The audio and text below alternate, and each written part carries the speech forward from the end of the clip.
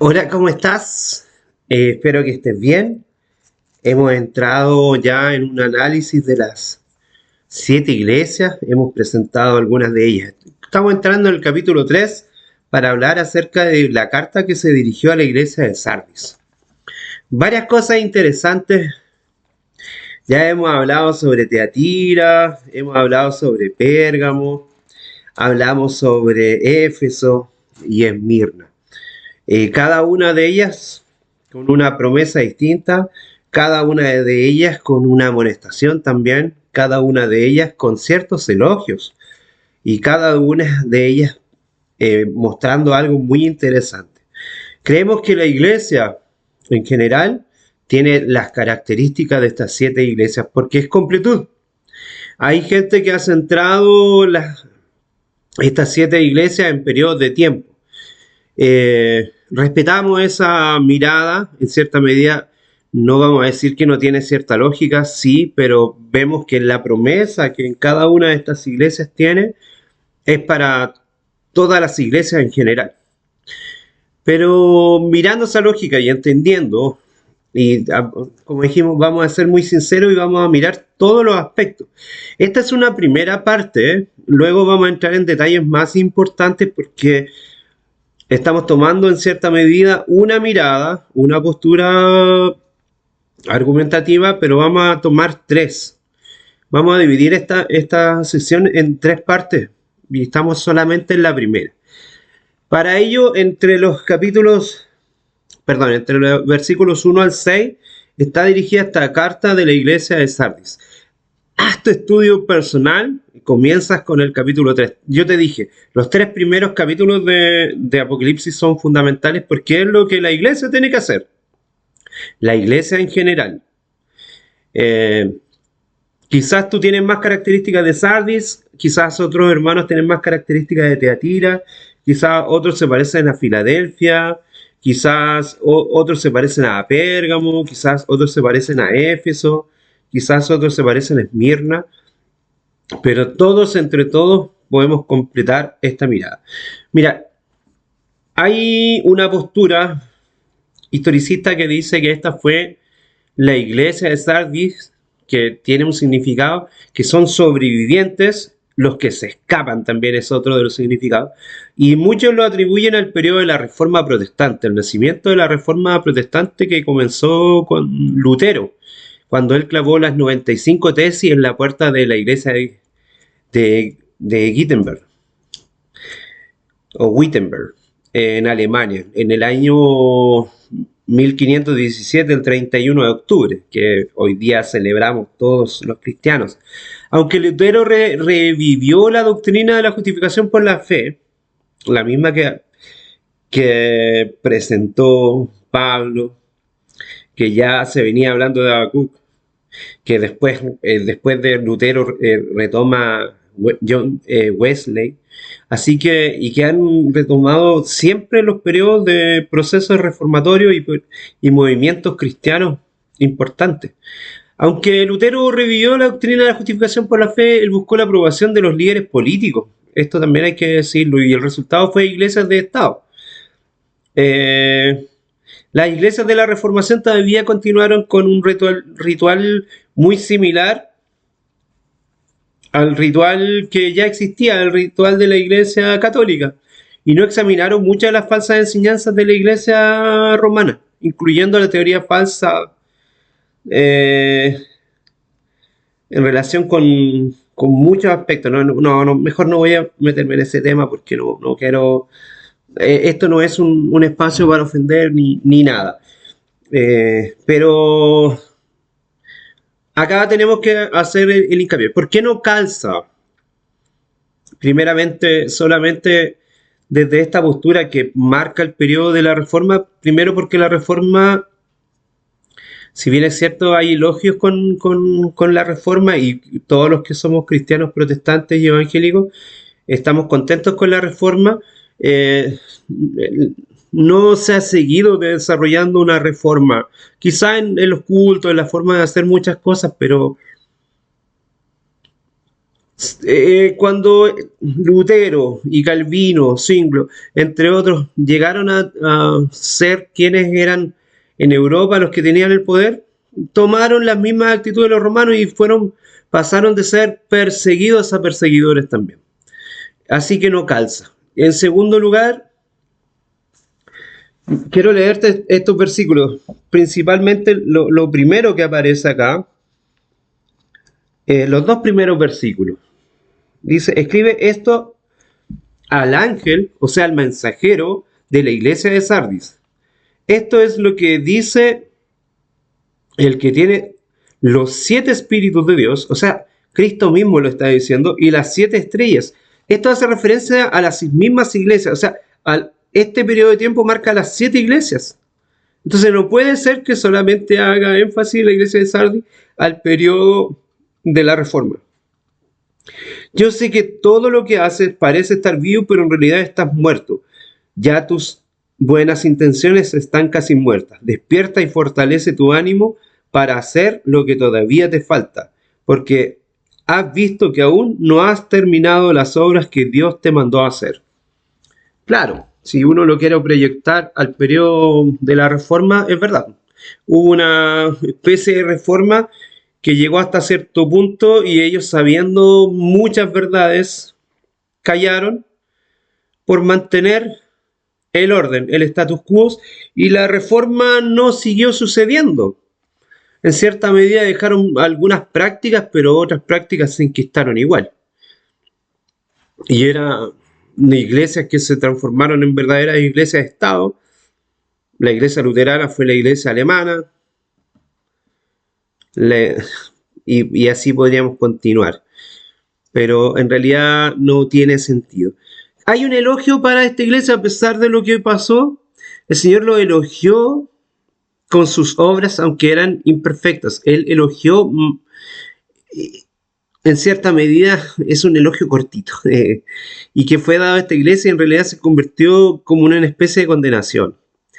Pareciera que el Señor estuviese complacido de la primera etapa de la reforma o de los periodos en que estaba cumpliendo la iglesia de Sardis, porque lo quiero llevar al periodo de ellos, no solamente el periodo que a lo mejor muchos lo están llevando al periodo protestante. Y dice, yo sé que todo lo que haces parecieras que estuvieras vivo. Claro, cuando hay un avivamiento, cuando hay un revivamiento sin reforma verdadera, en realidad no hay reavivamiento. Hoy día muchos cristianos ponen el acento en el reavivamiento. Pero ¿y la reforma? Para lograr, es como lograr fe sin obras, es como lograr ley sin gracia. Es como muy contradictorio, las cosas van de la mano. No puede ser. Entonces, este elogio en realidad pasa a ser una condenación. ¿Por qué? Pareciera que el Señor estuviese complacido desde la etapa en que ellos están poniéndose de acuerdo, pero se disgusta con lo que sigue. No es suficiente empezar bien, sino que debemos mantenernos en ese proceso y seguir desarrollándolo, porque el proceso del Señor, del Evangelio, es continuo. Muchas veces a través de este canal yo lo he dicho, si tú hiciste un proceso de cambio, llegaste a ciertas conclusiones y el Señor te llevó y tú te vas a jactar de que sigues pensando lo mismo que hace 20 años atrás, no cambiaste nada. Si tú consideras que lo que estás pensando ahora y es lo que mantienes hace 5 años atrás, no has crecido nada espiritualmente, porque la luz y el entendimiento profético va en aumento y te lleva a toda verdad. Eso lo hemos conversado muchas veces en este canal por medio de lo que, como el proceso del cumplimiento de la verdad es paulatino y es progresivo. Entonces no puede ser que tú creas que lo que era verdad o lo que entendiste de la verdad y no está en aumento en ti y en tu propia vida, no puede ser. No puede ser una verdad para ti. Es una reforma constante y dejarse guiar por el Espíritu Santo para que Él nos guíe. En el momento que tú tienes una certeza, es una certeza tuya, no es una certeza del Espíritu. No es suficiente con empezar bien y mantenernos en una etapa. Cuando tú te proyectas en el tiempo y crees que puedes manejarlo todo, en realidad ahí no te estás moviendo tú. La iglesia de Sardis fue amonestada por... Perdón, se me cayó el lápiz. Por 5 cosas. Las vamos a presentar. Fue amonestada por ser, en cierta medida, no fue muy vigilante. Esto se refiere que el Señor, en este periodo de tiempo, la gente no se estaba preparando para la venida del Señor. En cada momento histórico, y esto también, los apóstoles estaban esperando la venida del Señor en su tiempo. Sé vigilantes, le dice. Esto se refiere a que el Señor viene en nuestro tiempo a cada uno de nosotros. Por eso es que la iglesia tiene que estar constantemente reformándose. En segundo lugar, eso es un primer punto, afirma que las otras cosas que estaban por morir o que estaban para morir, esta era una exhortación para afirmar las doctrinas de la reformación. Por un lado, la salvación por la fe, la autoridad de la palabra del Señor. Pero ¿y dónde estaba la autoridad de Cristo en esto? Muchos creen que la salvación es por la fe de ellos. ¿Por tu fe? ¿O en la fe de Cristo? Acordémonos también, como tercer punto, que nosotros hemos recibido de gracia el conocimiento, y revivir el conocimiento por medio de la palabra de Dios es un privilegio que no todos tienen y lo debemos compartir. Si de gracia hemos recibido, debemos dar de gracia. En cuarto lugar, hay que vivirlo y guardarlo, guardar la profecía, cumplir la profecía. Es una exhortación necesaria para nosotros cuando la mundanalidad del mundo se está apoderando de todo lugar y principalmente de las iglesias. Y como quinto punto, la metanoia verdadera, el verdadero arrepentimiento. Si la iglesia no vive una metanoia, no puede tener un reavivamiento sin reforma, ni puede tener reforma sin reavivamiento, que fue a lo mejor lo que muchos creen que pasó en el periodo de la Reforma Protestante. Reforma Protestante sin reavivamiento se transformó en otra iglesia con un par de doctrinas correctas, mejores. Pero ¿es verdadera? Porque tienes una supuesta sana doctrina, ¿estás viviendo en la doctrina de Jesucristo? ¿Estás dispuesto a que el Señor te transforme y haga un verdadero cambio en ti, una verdadera metanoia, un verdadero arrepentimiento como lo que Dios quiere y que Él lo pueda guiar de verdad? Si miramos en el versículo 5 tenemos la declaración de nuestros nombres que ya están inscritos en el libro de la vida del Cordero desde antes de la fundación del mundo, no en el momento que te bautiza el pastor como muchos lo dicen, en el momento de bautizar, para que tú entres en el libro de la vida del Cordero.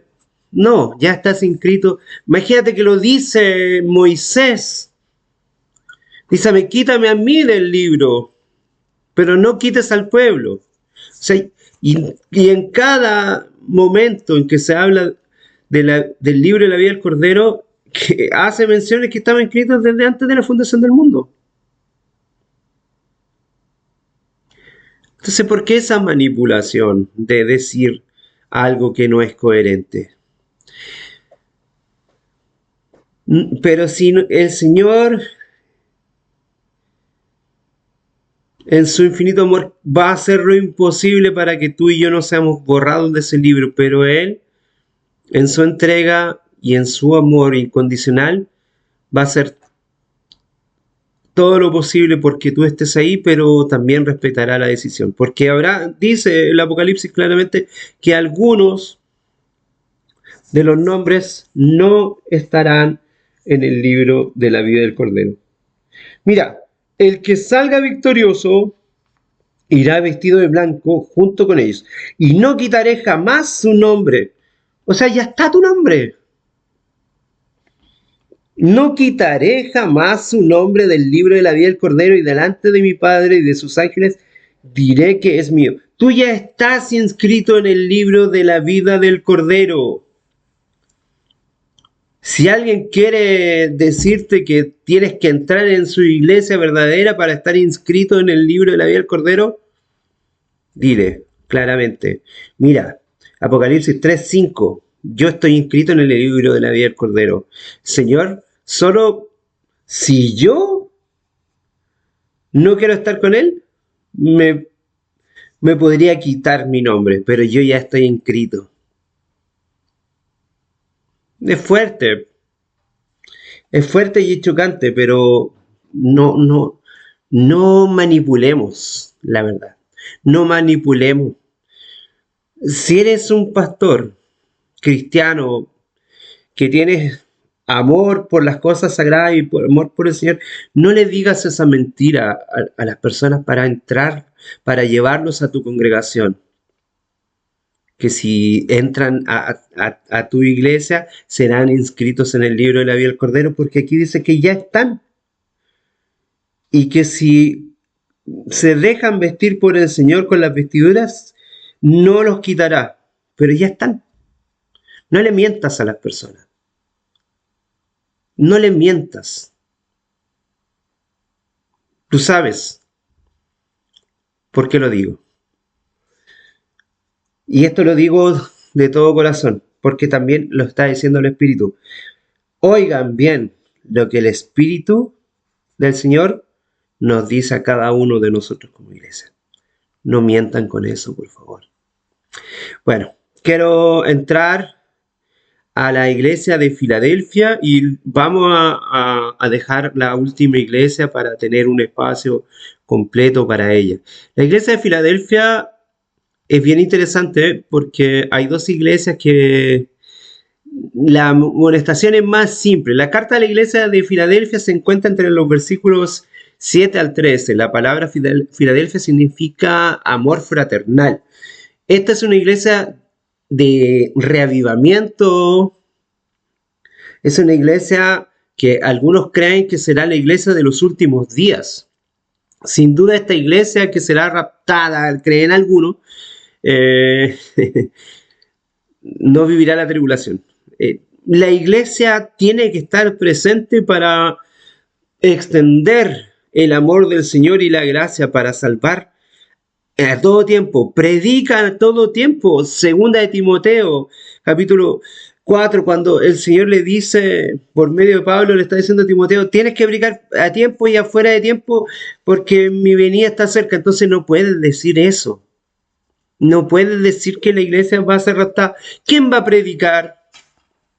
¿Quién le va a predicar a la gente? Bueno, voy a segunda capítulo. Dice, cuando Jesucristo regrese como rey, juzgará a los vivos y a los muertos. Así que ante Dios y Jesucristo, estoy leyendo segunda de Timoteo capítulo 4, primer versículo. Así que delante de Dios y Jesucristo te ordeno, mira, tú, iglesia, tú, cristiano, tú, pastor, tú, hermano, que crees que vas a ser raptado, mira lo que te dice Pablo en el ejemplo de Timoteo. Dice, que anuncies el mensaje e insistas en todo momento oportuno o no oportuno, fuera de tiempo, en el tiempo correcto y fuera de tiempo. ¿Estarás presente en la tribulación? Muéstrale lo malo que han hecho, corrígelos cuando se equivoquen y anímalos. Enséñales siempre con mucha paciencia, porque llegarán tiempos en que la gente no querrá escuchar la verdadera enseñanza que conduce a una vida recta y solo buscarán rodearse de maestros que los complazcan diciendo lo que quieren escuchar. Querido hermano, tienes que compartir el mensaje. ¿Cómo vas a hacer que ¿Cómo piensas que el Señor te va a librar de la oportunidad de compartir su mensaje? Si si tú crees que el Señor te está llamando a despertar al mundo y tienes que mostrar verdaderamente quién es Cristo, ¿cómo vas a estar fuera de la tribulación si la tribulación ha estado presente a través de toda la vida cristiana?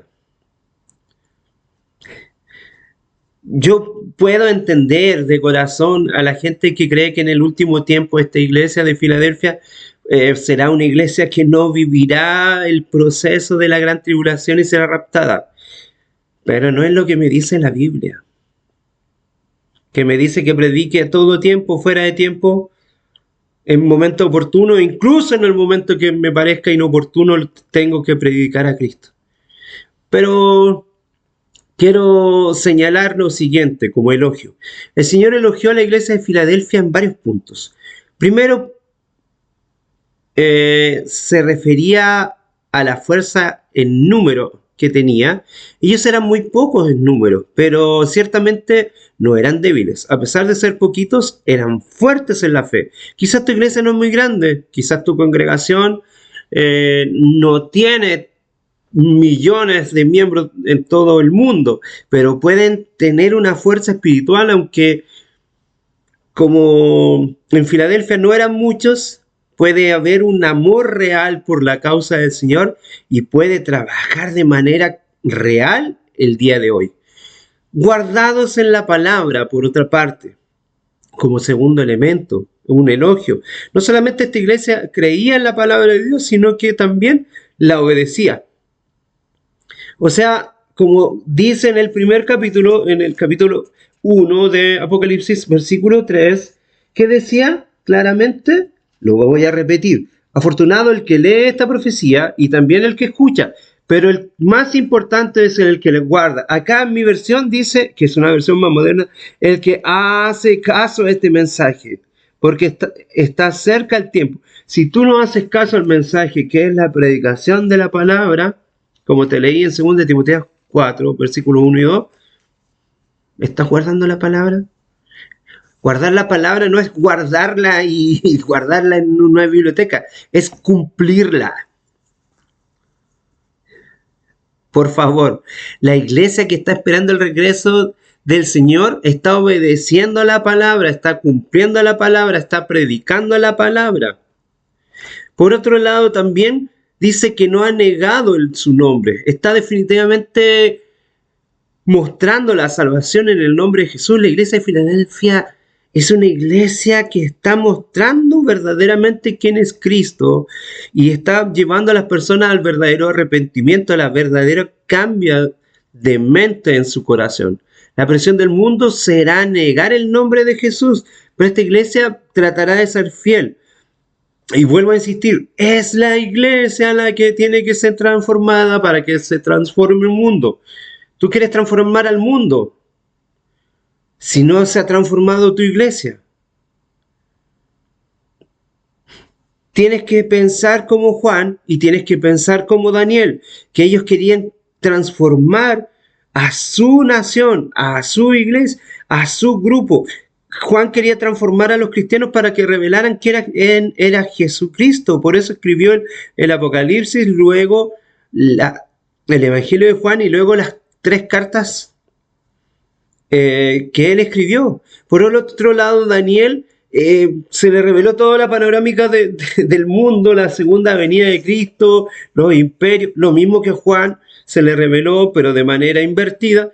Pero ellos no estaban centrados en ese tema, ni como tú ni como yo, a lo mejor que estábamos preocupados quién es la bestia, quién es el anticristo, cuál es el rol de la iglesia X, cuál es el rol del papado.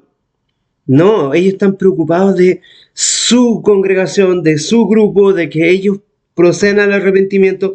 Y era más que Daniel, por ejemplo, quería que su pueblo volviera a la adoración.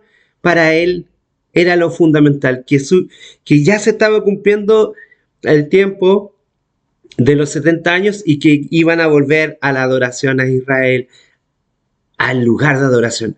¿Estás volviendo al lugar de adoración o estás más preocupado de quién es el anticristo, quién es esta bestia, quién es esto o aquello, qué es lo que va a pasar, qué es lo que no va a pasar? ¿Estás en esas discusiones? No tienes el espíritu ni de Juan ni de Daniel. Puede ser que te apasione este tema, pero no tienes el espíritu ni de Juan ni de Daniel. Por otra parte, ¿has guardado la palabra de mi paciencia, como dice el Señor? La iglesia de Filadelfia era fiel y verdadera. No existía una reprensión para ella. No había una negociación con el mundo. Ellos eran firmes en vivir en una vida santa. Primero que nada, no hay una condenación, no hay una palabra de reprensión aquí para esta iglesia. Y por último, la exhortación era guardar lo que habían recibido ya de Jesús, que Jesucristo viene pronto. Él tendrá una iglesia cuando regrese. Su iglesia, desde una mirada escatológica, para mí las iglesias, las únicas dos testigos fieles son Esmirna y Filadelfia. Tal vez te han dicho que es la Odisea, pero mira las escrituras. Si la iglesia de Filadelfia no retiene lo que tiene, el Señor levantará a otros para que tomen su lugar. Hay dos promesas dadas a esta iglesia. Mira qué lindo. He puesto delante de ti una puerta abierta, la cual nadie puede cerrar. Eso sin duda se hace referencia a la puerta abierta de la predicación del Evangelio. Pero demostrar a un Cristo verdadero, no puedes ir a predicar a un mundo perdido a un Cristo falso. No puedes ir con ese mensaje. ¿Estás predicando un Cristo que salva o estás predicando un Cristo que condena? ¿Estás predicando Juan 3:16 solamente sin Juan 3:17? Nadie puede detener la predicación del Evangelio verdadero. Por más que has querido, por más que los cristianos hemos querido manipular el Evangelio se va a presentar, nos guste o no. Pero tu tarea y la mía es mostrar verdaderamente quién es Cristo. Esta puerta abierta también puede referirse a la puerta abierta que el cielo tiene para nosotros en Apocalipsis 4, versículo 1 en adelante. Nadie puede obstaculizar lo que la iglesia hará para el regreso del Señor. Porque va a haber un periodo que sí o sí la iglesia va a aceptar este desafío. Y en cada periodo de la historia también la iglesia ha aceptado el desafío. En el versículo 10, que te lo voy a compartir, mira lo que dice. Por favor, para que prestes atención. En esta versión, tú obedeciste mi mandato de resistir pacientemente, por eso te protegeré del tiempo de sufrimiento que vendrá sobre todo el mundo para poner a prueba a los habitantes de la tierra. Claro, es una forma, a lo mejor que muchos van a manipular este versículo para decir que la iglesia no va a sufrir un periodo de tribulación. Pero aquí dice claramente, tú obedeciste mi mandato para resistir. O sea, si tú dices que la iglesia será raptada al inicio de la tribulación, ¿qué va a estar resistiendo? Resistir pacientemente. ¿Qué va a estar resistiendo la iglesia si va a ser raptada? Y sigo agregando, tú obedeciste mi mandato de resistir pacientemente, por eso te protegeré del tiempo. El Señor nos protegerá de un tiempo de sufrimiento que vendrá sobre todo el mundo, pero eso no quiere decir que no tendremos que soportar un padecimiento y resistir pacientemente. Pacientemente esperé al Señor y Él se inclinó a mí, dijo el salmista, que oyó mi voz, la voz de mi corazón, y del pozo me sacó. Desesperado estaba yo. Y el Señor así continúa hablando por medio de David. que Él es quien nos sostiene. No quiere decir que no viviremos un sufrimiento. La tribulación, todo hombre del Señor ha vivido la tribulación. Y está para nosotros un galardón precioso, una hermosa promesa. Esta iglesia de Filadelfia también, así como recibe muchas promesas, también recibe algo maravilloso. Y dice que será columna, será un estandarte, será una columna en el templo de mi Dios. Y escribiré sobre la iglesia el nombre de mi Dios. O sea, esta iglesia tendrá el nombre del Señor. ¿Y qué significa eso? Que la iglesia de Filadelfia tendrá nombre, en la Biblia es carácter. El nombre será la iglesia que tendrá el carácter del Señor. Será la iglesia que tendrá el sello del Señor. Un nombre nuevo, que es el nombre del carácter de Cristo. Esa es la iglesia verdadera que tendrá la metanoia real. Pero nos queda una última iglesia que la vamos a compartir. Esperamos que el Señor te bendiga grandemente y que cada uno de estos mensajes sea un canal de bendición para ti. Este es un diálogo con las Escrituras. Si tú, desde tu mirada interpretativa, ya sea preterista, escatológica, futurista, historicista, o la mirada que tengas, deja que el Espíritu hable a tu corazón. Deja que el Espíritu hable a ti como iglesia y puedas encontrar verdaderamente el sentido que se nos está compartiendo acá.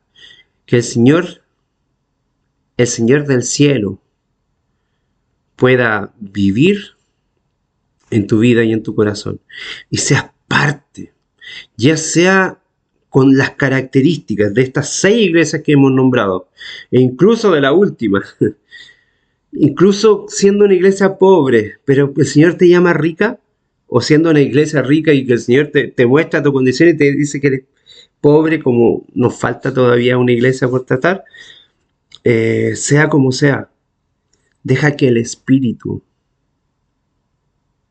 nos diga a cada uno de nosotros verdaderamente lo que tenemos que hacer. Que el Señor te bendiga grandemente. Gracia y paz.